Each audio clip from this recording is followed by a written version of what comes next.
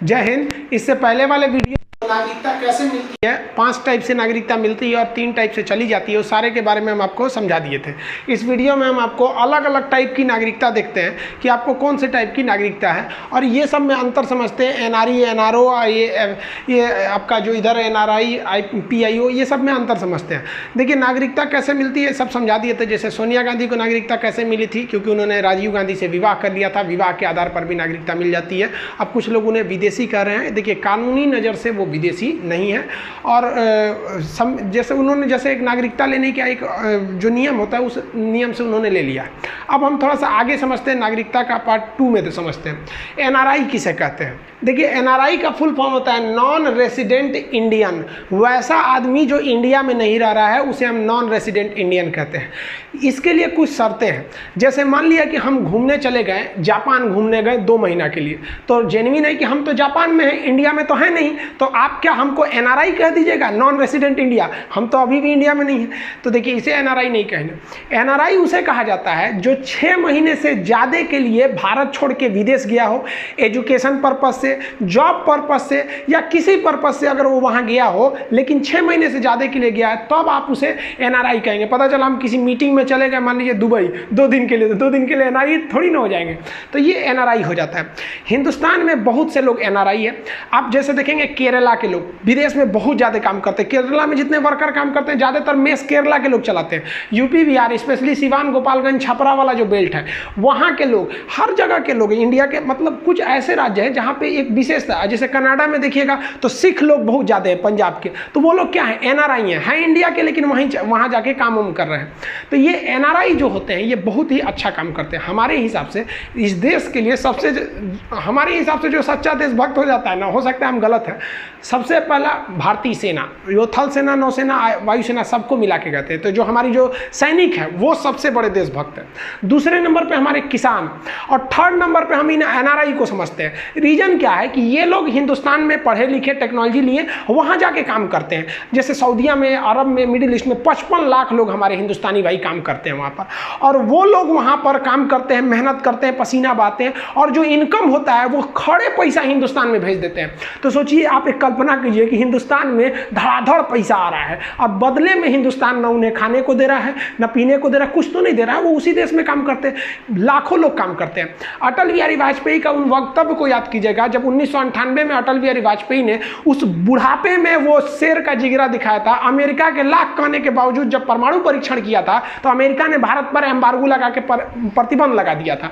अब लोग हमसे ना व्यापार करते थे, ना हमारा सामान लेते थे, बहुत ज़्यादा दिक्कत हो जाता था। अब हमारी अर्थव्यवस्था बर्बाद होने के कगार पर थी। लेकिन ये 55 लाख जो एनआरआई लोग थे, जो अमेरिका, ब्रिटेन, जापान, सऊदी अरब, कतर, दुनिया भर के लोगों थे, वहाँ के सारे लोगों ने काम कर करके इतना पैसा भेजा कि इस भारत माँ की अर्थव्यवस्था को गिरने नहीं दिया। तो इन लोग को सैल्यूट है। जिस तरह से एक भारत के बॉर्डर पे हमारे सैनिक खड़े हैं ना, उसी तरह ये अर्थव्यवस्था को बचा के रखें। ये नहीं रहेंगे समझा तो अर्थव्यवस्था -100% पे चल जाएगा यहाँ पे। तो अटल बिहारी वाजपेयी ने इन लोग का धन्यवाद दिया था। ये बहुत हम लोग ध्यान नहीं देते कि हमारी अर्थव्यवस्था को बचाने में इन लोग का हाथ है। अब आप खुद सोच के देखिए कि ये भारत के लिए कितना बेहतरीन काम कर रहे हैं, इनकम दे रहे हैं, और हमसे कुछ नहीं ले रहे हैं। तो हमारा देश का संविधान का भी कर्तव्य है कि नहीं इनके लिए कुछ करे। तो हम लोग का जो देश का संविधान है वो भी बहुत बेहतरीन। उसने कहा कि भैया जो एनआरआई लोग हैं, लोग इतना मेहनत से भारत में पैसा भेज रहे हैं, इनके पैसे पे हम टैक्स नहीं लेंगे।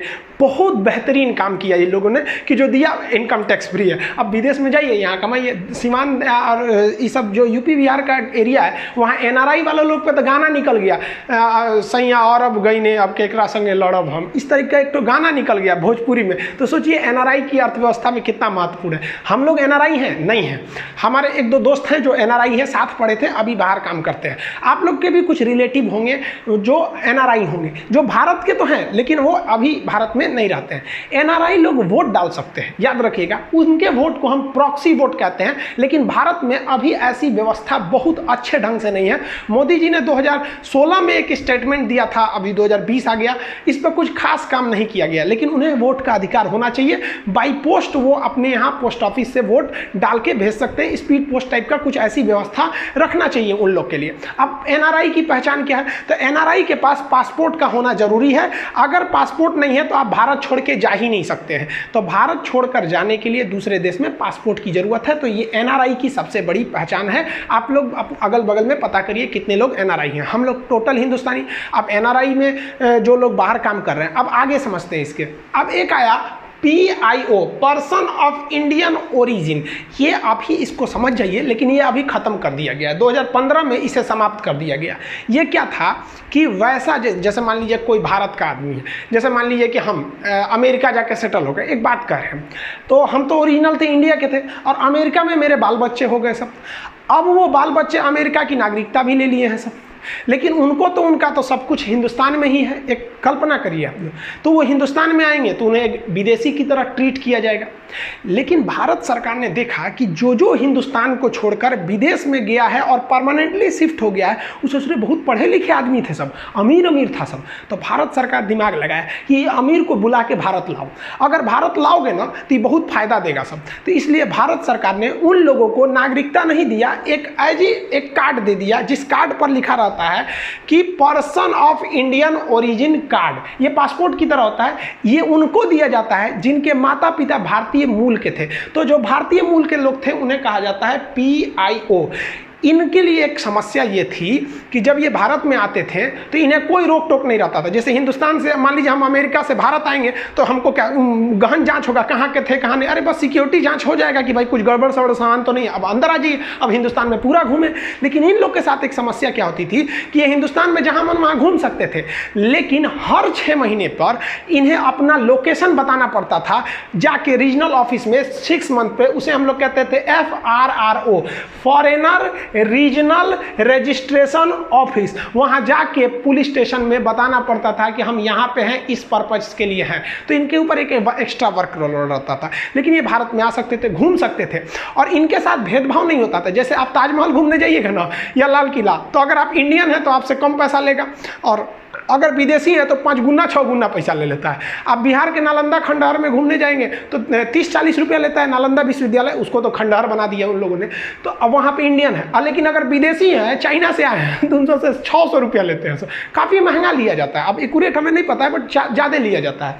तो वो जो जिनके पास ये वाला कार्ड है वो तो इंडियन है नहीं, लेकिन उनको जब भारत बुलाया जाता है तो उनसे भी भारतीय की तरह ही ट्रीट किया जाता है। उतना ही पैसा लिया जाएगा जो जितना भारत से लिया जाता था भारत के लोगों को। लेकिन कुछ ऐसी चीजें थी जो इनको रोक दिया गया था, जैसे नहीं डाल सकते हैं, ना ही ये चुनाव में खड़े हो सकते हैं, कोई बड़ा सरकारी पद नहीं ले सकते हैं, जैसे राष्ट्रपति, प्रधानमंत्री, ये सब टाइप का पद नहीं ले सकते थे PIO। लेकिन इसे 2015 में खत्म कर दिया गया। खत्म क्या किया गया, एक इसके जगह नया नियम ला दिया गया। और नया नियम क्या था, जिसमें ये 6 महीने वाला रिस्ट्रिक्शन खत्म कर दिया गया। 6 महीने वाला रिस्ट्रिक्शन खत्म करके इसका नाम चेंज कर दिया गया। 2005 में वो इसको मर्ज कर दिया गया ओवरसीज नागरिकता में। अब इंडियन, देखिए अब OIC क्या है, तो इसे कहते हैं ओवरसीज सिटीजनशिप ऑफ इंडिया।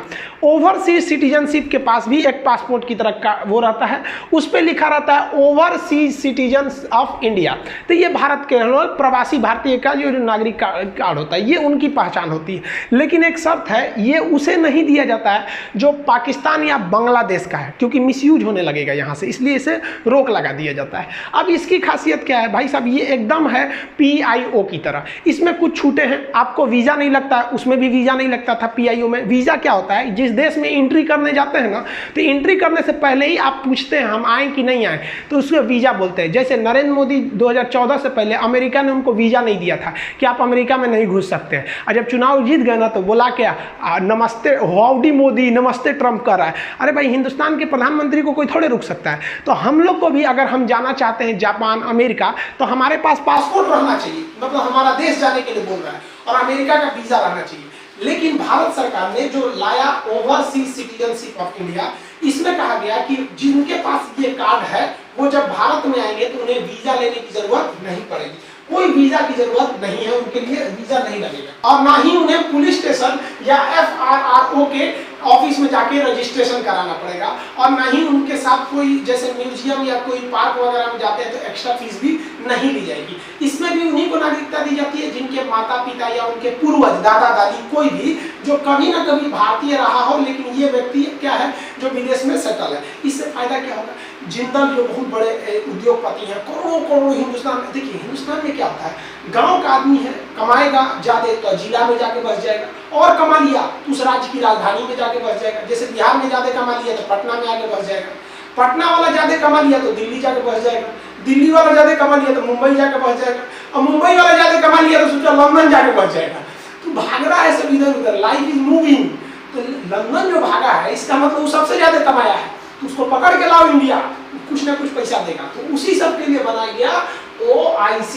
अब लंदन में बड़का बड़का करोड़पति है सब, उसको कहा गया आइए भाई साहब भारत आइए, आपको एंट्री में कुछ नहीं पूछेंगे, कोई वीजा उजा की जरूरत नहीं है, आप आ जाइए भारत में, कोई दिक्कत नहीं है, यहाँ आइए घूमिए फिरिए, ना वीजा ना पुलिस स्टेशन, एकदम आराम से कितना बार आइए कितना बार जाइए, कोई दिक्कत नहीं है, यहाँ आइए। जब जब वो हिंदुस्तान में आएगा तो उसे अपनी मातृभूमि की याद आएगी और अपनी मातृभूमि के लिए कुछ करेगा।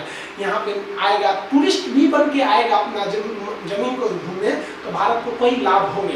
तो ये 3 तरह की नागरिकता आप समझ कर, हम लोग बाहर नहीं है तो हम लोग सिंपल नागरिक कहलाएंगे, जो विदेश काम करने गया है वो NRI कहलाएगा, और एक पर्सन ऑफ इंडियन ओरिजिन को खत्म करके उसी की जगह क्या ला दिया गया है, ये ओवरसीज नागरिकता, ये लक्ष्मी मंच समिति के सिफारिश पर इसे लाया गया था। इनके पास एक तरह का ये कार्ड होता है। अब समरी में समझ जाइए क्या क्या है भाई, ये जो है पर्सन ऑफ इंडियन ओरिजिन, इसको तो खत्म कर दिया गया, इसको किस में मर्ज कर दिया गया है, ओवरसीज वाले में मर्ज कर दिया गया। इन दोनों की विशेषता, ये दोनों वोट नहीं डाल सकते हैं, दोनों इलेक्शन नहीं लड़ सकते हैं, इनमें नहीं था। लेकिन NRI वाले लोग प्रॉक्सी वोट डाल सकते हैं, लेकिन अभी उतनी अच्छी सुविधा नहीं है। NRI कौन होता है, जो भाई काम करने गया है विदेश में, अब विदेश से पैसा भेजेगा, इसके लिए भी तो कोई व्यवस्था होना चाहिए। तो भारत में 1999 में एक फेमा एक्ट लाया गया। फेमा एक्ट क्या है कि foreign exchange management act. FEMA act के तहत कहा गया कि भाई जो विदेश में काम करने गया है वो इंडिया में किस किस हिसाब से पैसे भेजेगा। अब कोई व्यक्ति विदेश में काम करने गया है तो भाई पहले तो हिंदुस्तान में ना होगा, तो इंडिया के किसी ब्रांच में उसे अकाउंट खुलवाना पड़ेगा। अब ये अकाउंट 3 टाइप के हो गए सर, वो हो गया एक NRO अकाउंट, NRE अकाउंट और FCNR अकाउंट। अब इन सबको आप समझिए अलग अलग करके। देखिए, अगर कोई व्यक्ति हिंदुस्तान में है और वो विदेश में जाके काम कर रहा है, तो उसको अगर उसने NRO अकाउंट खुलवा लिया है, NRO का मतलब होता है नॉन रेसिडेंट ऑर्डिनरी अकाउंट। इस अकाउंट का फायदा ये होता है कि जैसे मान लिया कि हम अमेरिका चले गए काम करने के लिए, अमेरिका चले गए पढ़ाने, तो अमेरिका से मान लीजिए हमको जो पैसा मिल रहा है तो हम किस अकाउंट में भेजेंगे, तो इसी NRO में भेजेंगे। लेकिन पता चला हमारा इंडिया में भी कोई बिजनेस था, कोई घर था जिससे रेंट आता था, या कुछ भी हो इंडिया का भी इनकम, तो ऐसा अकाउंट जिसमें आप इंडिया के इनकम को और विदेश की इनकम दोनों को जमा कर सकते हैं, उसे हम कहते हैं NRO अकाउंट। इसमें इंडिया का भी पैसा जमा कर सकते हैं और फॉरेन का भी जमा कर सकते हैं। लेकिन इसकी खराबी क्या है, इस पे टैक्स लगता है। इसीलिए जो विदेश में काम करने वाले लोग होते हैं उन्हें सलाह दिया जाता है कि आप NRO मत खोलिए क्योंकि आप पर टैक्स लगेगा, बल्कि आप NRE अकाउंट खोलिए। NRE अकाउंट किसके लिए होता है, नॉन रेसिडेंट एक्सटर्नल। वो क्या कर सकता है कि वो केवल वही पैसा इस अकाउंट में भेज सकता है जो उसने फॉरेन से कमाया है, तो केवल फॉरेन इनकम को डाल सकता है। अब सोचेगा उसका परिवार वाला कि नहीं हम घर से कमाए हैं इसमें डाल दे, तो वो नहीं लेगा। ये केवल विदेशियों जो भारतीय है विदेश में काम कर रहे हैं वही इस अकाउंट में पैसा भेज सकते हैं। इससे फायदा उनको होता है कि भाई एक्स्ट्रा चार्ज वगैरह नहीं कटते हैं और ना ही उनको कोई टैक्स वगैरह देने को लगता है, समझा क्या। लेकिन क्या है कि ये पैसा और ये पैसा दोनों में समस्या समझिए। आप विदेश में काम करेंगे तो आपको वहाँ सैलरी रुपया के हिसाब से तो नहीं मिलेगी, डॉलर मिल सकता है, रियाल मिल सकता है, जहाँ भी जिस देश में है उस देश की करेंसी मिलेगी। तो जब आप NRO में पैसा भेजते हैं तो ये उस करेंसी को ऑटोमेटिक रुपया में चेंज करके जो वैल्यू होता है वो दे देता है, और NRE में करेंगे तो ये भी रुपया में दे देता है। अब हम आपसे पूछते हैं कि एक पब्लिक जो NRI है जो विदेश में काम कर रहा है वो कौन, उसके लिए कौन सा अकाउंट अच्छा है, NRO या NRI? आप कमेंट करके बताइएगा कि आपके हिसाब से उस व्यक्ति के लिए कौन सा अच्छा है। अब एक चीज समझिए, कुछ ऐसे भी NRI है जो सॉफ्टवेयर इंजीनियर वगैरह अमेरिका में गए हैं, उनको क्या है कि मार्केटिंग करना रहता है, लेकिन दुनिया का जो ज्यादातर मार्केटिंग होता है ना वो डॉलर में होता है। और हमारे देश में चलता है रुपया, तो झमेला हो जाता है, रुपया को डॉलर में करो फिर मार्केटिंग करो। तो एक अलग अकाउंट बनाया गया जिसे कहा गया जिसे कहते हैं foreign currency non resident account. इसमें क्या है कि आप जो करेंसी डालेंगे उसी करेंसी में पैसा स्टोर रहेगा। जैसे कोई डॉलर में कमाया और इसमें भेजेगा ना तो डॉलर को रुपया में बदल देगा, और इसमें भेजेगा तो फिर डॉलर को रुपया में बदल देगा, लेकिन इसमें भेजेगा तो सेम करेंसी छोड़ देता है। डॉलर में करेंगे तो डॉलर में रह जाएगा, पाउंड में करेंगे तो पाउंड में रह जाएगा। तो जिन्हें इंटरनल व्यापार एक्सटर्नल व्यापार करना है इस कंट्री से उस कंट्री फॉरेन मनी में, तो उनके लिए एनआरई अकाउंट नहीं है, उनके लिए ये है आपका foreign currency non resident account, ये सेम करेंसी में होता है। तो आई होप आप ये करेंसी वगैरह अकाउंट समझ गए होंगे, आई होप आप ये सब समझ गए होंगे। ये PIO तो खत्म हो गया है। ये क्या है, एनआरआई लोग जो कमा रहे हैं उन्हें 3 तरह का मुख्य रूप से अकाउंट खोलने को मिलता है, और हम लोग तो नॉर्मल अकाउंट खोल लेते हैं। हम लोग को क्या पता है एनआरई अकाउंट में क्या होता है। विदेश से जब पैसा आता है ना तो उसके लिए एक कोड चाहिए होता है जिसे कहते हैं स्विफ्ट कोड। स्विफ्ट कोड विदेश से पैसा के लिए चाहिए, और इंडिया में भेजना है तो IFSC कोड। जैसे मान लीजिए हमको चेन्नई भेजना है, तो चेन्नई भेजना है तो फिर हमको क्या चाहिए, वहाँ का IFSC कोड चाहिए, समझ आ गई इंडिया में। लेकिन अगर अमेरिका से कोई पैसा भेज रहा है इंडिया में तो उसे IFSC कोड तो चाहिए ही चाहिए, वो किस स्टेट में जाएगा, और एक स्विफ्ट कोड भी चाहिए कि वो कहाँ एंट्री मारेगा। तो विदेश से पैसा मंगाने के लिए स्विफ्ट कोड, इंडिया में भेजने के लिए IFSC कोड। अब किसके अकाउंटों में भेजना है इसके लिए तो अकाउंट नंबर चाहिए। आप इसको समझ गए, ये नागरिकता का सेकंड पार्ट था। अब थर्ड पार्ट में हम आपको CAA, NRC और NPR के बारे में समझा देंगे कि ये क्या क्या चीजें हैं। मिलेंगे नेक्स्ट वीडियो में, तब तक के लिए जय हिंद।